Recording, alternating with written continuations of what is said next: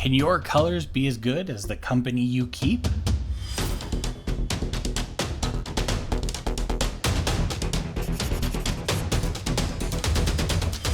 Last month's Borderlands Oni ended up being a pretty great color scheme overall, but I don't think I'm quite done in this universe just yet, because exactly like there's a wealth of weapons in that game, there's also a wealth of color schemes to go with them.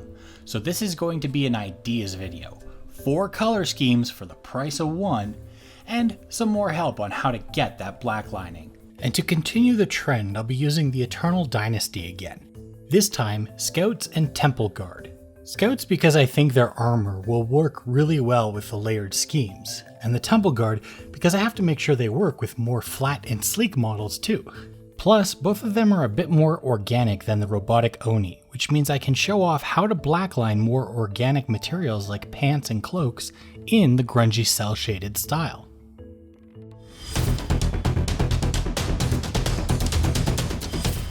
So where are the color schemes coming from? Well, last time I sold Claptraps, but Claptrap is just technically Hyperion colors as modeled by Zero here. Each company in Borderlands has their own colors. Jakobs I think will be the easiest to follow since it's a palette of grey and a few tones of brown. So because of that, I'll be grabbing a burnt and raw umber as well as my grey primer to save some time mixing the white and black, even though I'll be grabbing those too. Maliwan has a pretty easy color palette. Starting with a white, I'll also need a bright orange and a yellow to lighten it up. For the dark teal, I'll need a phthalo blue and some green to make it teal, as well as the black to make it darker in some spots, as well to make the base for the white. Tediore actually has quite a few of the same colors as Maliwan. Black, white, phthalo blue, and green, as well as some yellow for the accents. But I'll need to throw in some dioxazine purple so that I can get that purple tint in the bulk of the cloth, even though it's not a pure purple. Torgue is going to have simple colors, but at least one complicated part, black and white, and grey again for the cloth as well as the checker pattern. Also my phthalo blue again, and a warm deep or crimson red. Because a lot of the detail of this style comes from the black lining that comes at the end, I'm not going to spend too much time on the base and highlights, so nothing's going to be too advanced when it comes to getting these colors on, except in a few places, and I'll be tailoring them to the model they're going on, so they won't match exactly anyway.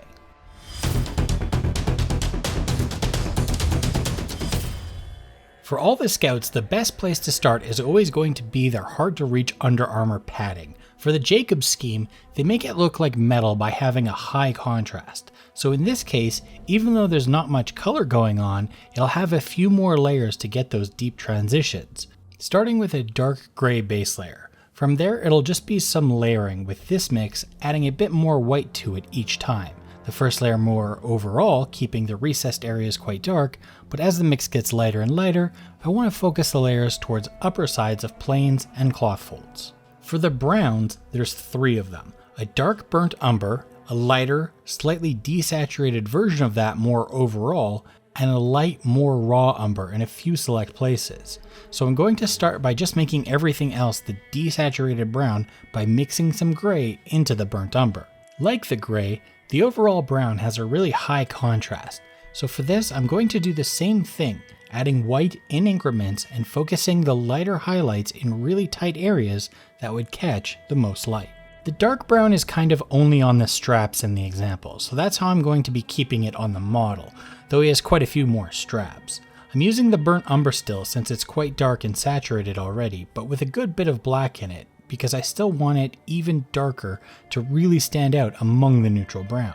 It's applied in a thin coat to keep some of the lightness along the edges. Though once that dries, also take some of the white and mix it in to get the very sharp edges of the straps. Normally, I should be doing these in black for the Borderlands style, but I'll show why that's not the case this time later. The last brown is the light brown. This one had a bit more yellow in it, so that's why I'm going with the raw umber, but desaturating it and making it a lighter with the gray. But if we look at the reference, it's not actually that much lighter in lightness terms, just vibrancy. So the base coat is actually getting some black as well to make sure it stays as dark as the surrounding areas. This one isn't as reflective as the others, so only a few layers are needed. Then again with the base mix before the black, then with some more gray added to it to get its highlights. but not making those as bright as the others.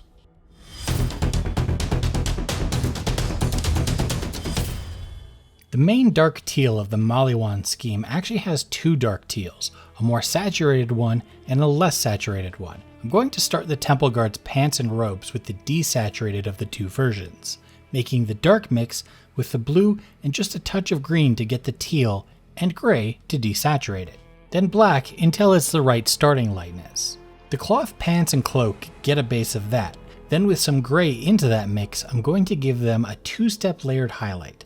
I want to keep this quite dark and frankly easy too. So one quick overall highlight with a not much brighter mix, then just a little more gray into that for the folds of the pants and cloak as well as the fingers and some of the straps along the arm. For the saturated teal, the mix is pretty much the same but without the addition of the gray, just blue and a bit of green and a touch of black to make it dark. With this I'm going to base the more metallic parts of his armor as well as the center tabard. Without the gray, this will actually take a couple of coats, since pure green and blue are transparent pigments without it. Again, like the last layer, just a couple of highlights with only a bit of white added. Since I want to keep this darkish and vibrant, I can't get too light with it without removing some of that saturation, and I still want to keep it pretty easy too. Unfortunately, white will always equal some desaturation, which I feel like there was way too much here. So to bring back some of that saturation, I'm going to use some inks and matte medium. They're a bit more transparent while being saturated, so they'll bring back the color but not change the tone too much. And the matte medium is there just because inks can be really shiny without it. Now for the difficult switch, from dark teal to light white. Thankfully, there is a few intermediate steps, so it's not going to be pure white right away, but it will start with some white and the yellow oxide and black to get an off gray, which will help cover the teal in the places I want to add it and give a nice color to build up to the white from. For a second layer, it's just more white into that last mix and an overall re-highlight. For the last layer of this is where white gets fun. Because it's opaque but also pretty translucent, so now we can go over a color surface with pure white and some of that color will still show through, picking out all the highlight planes with this pure white. Thanks to the hard work being done by the white, it actually makes the orange pretty simple to apply. This sash that spans across the guard's chest is a perfect place to get that angled orange, though I don't want to leave it at that, so just add an orange stripe down along the shoulder and some armor as well, leaving just a bit of the white at the top. Going over white, it'll be vibrant among the dark teals, so we only need a few stripes to make it work in this scheme. Then with a bit of yellow mixed into the orange, I can add some light arcs to it. So it's not just one flat color, but still very saturated.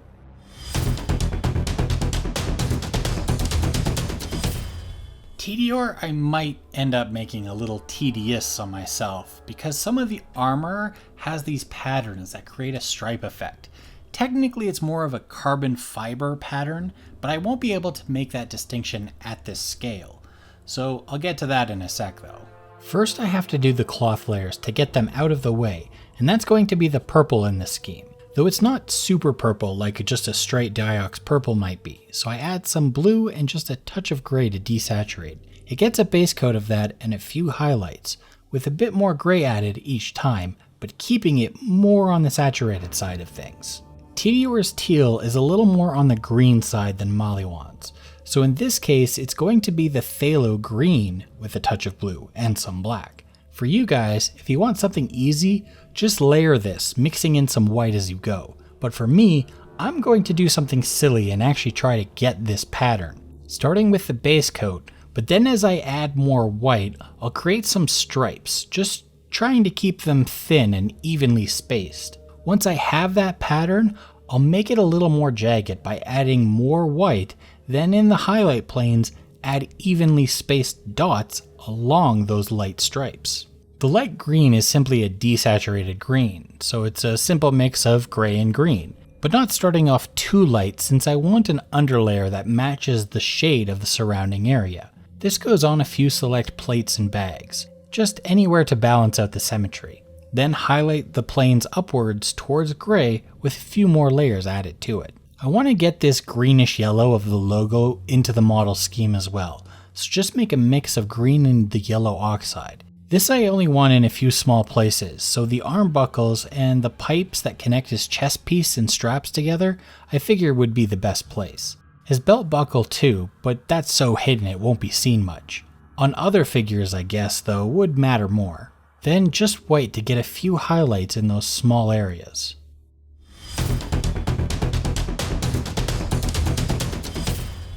For the Torgue colors, it starts pretty simple with just some dark gray on his pants made from gray and black and just a tiny bit of blue to give it a color. From there I did a few steps of highlights on the folds to get those to stand out by adding more gray each time.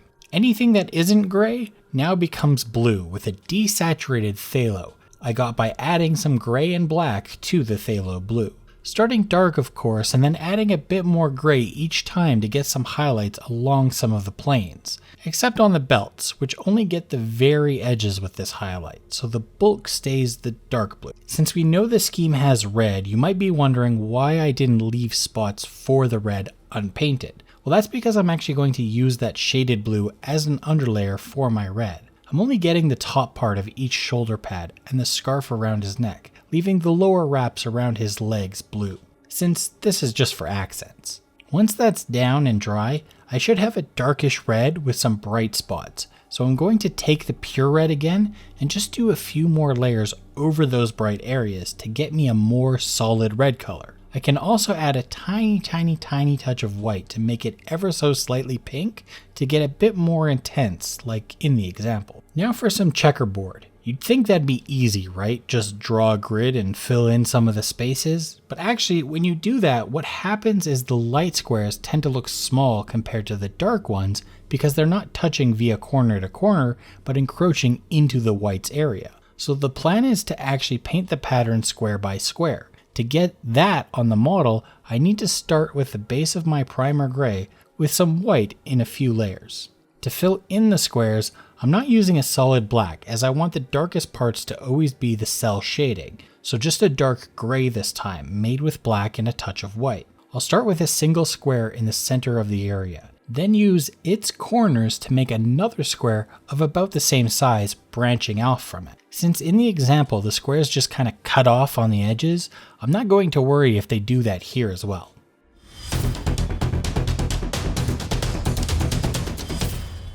The secret to the Borderlands style is to have a heavy black lining, which unfortunately takes some work. If you check out my first video on it, it'll explain some of the basics. But for this one, I have to modify a few things because there's more organic things like cloth, and they're much smaller models. The first thing that gets modified from robotic to organic is that some of the edges aren't going to get a black edge highlight. I mentioned this earlier when I talked about the belts and why I was edge highlighting them. It's because I won't actually be covering them up. So as I go around and do the shadows, things like these straps and belts, that's all they're going to get. More square things like shoulder pads and armor will still get those edge highlights in black too, along with the scratches and damage. The second is how to do cloth folds. Shadow and shading convention tells us to fill in the shaded area, but what we actually want to do is keep those lines thin under those cloth folds and leave the natural color shadows that were there left alone. Because with this, we're not technically shading, but lining. So we want to keep the lines as lines. If I did want some really dark shades in some areas with the black, I can do small parallel lines in that shaded area and keep the comic look, but get that darkness in there. Another good place to add details is around the buttons on pouches. On the model, they'll just kind of be a nub on a flat plane, but if you add little spikes extending out from it, we can make it look like there's some pressure going on and creating cloth folds, just with a little bit of thin black lines. Lastly, I want to talk about a tool that we can use instead of a paintbrush. I know sharp points and thin paints aren't always the easiest to come by for everyone, but there is a solution that might help for lining in general, not even just this kind. A micron pen is a very thin pen designed to get thin lines on paper and drawings, but there's no rule book saying we can't use it here. This one is a 0.05mm size tip, which is the second smallest I could get. The beauty of them is they won't run out of ink, though they could dry up if you're not careful and leave the cap off.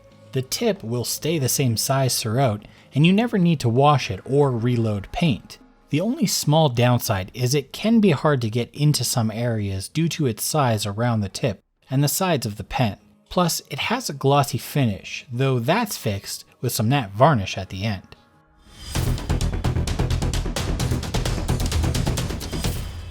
So what do I think of each of the schemes? Well, Jakobs is actually a really nice palette for the scouts. It's quite vibrant, even though it's just browns, and it came out really well. It's the lightest of all the schemes too, so the black lining stands out a little more prominently in it, like it did with the yellow scheme from the last video. Maliwan is a really stark scheme with a huge contrast between the darks and the lights, but that's what makes it really great. The only thing I'd change is to desaturate the cloth teal a little bit more. I feel there's not enough difference currently, which is my fault. Tediore I'm quite chuffed with. That pattern turned out really well, and you can really see the black lining come to life among the light desaturated purple. Would I want to do a whole army in it? With both the black lining and the carbon fiber armor texture? Probably not. That is a lot of work, but it would really stand out if I did. Lastly, Torgue. I'm a bit disappointed with Torgue, and it's really just because of my color choices. Phthalo Blue has both green shades and red shades, and the one I used was a green shade, when I think a red shade would have got me closer to the example. Same with the red. I used a warm red when I should have used a cooler one. The checker pattern though turned out great, and I think it wasn't really that difficult to do once those first few squares were in place. Thanks for joining me on this adventure. Let me know in the comments which one was your favorite scheme, and if you like this style of video dedicated to a bunch of color schemes instead of just a single one.